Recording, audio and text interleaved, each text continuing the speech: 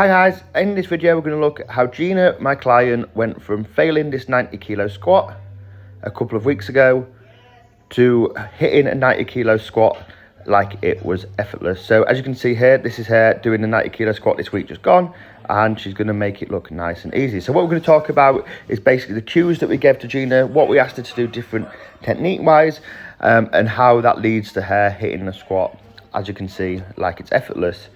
So what we're going to do is we're going to slow down the first squat, and we're going to talk about a couple of things that you can see here technique wise, and then what we tell Gina to do to make sure that this didn't happen the next time she squatted. So as you can see, Gina's head is slightly tilted forward here. I know it's not the best angle, but what that means usually is that the upper back isn't tight enough, because what we want to do is push the head back into the bar to set it.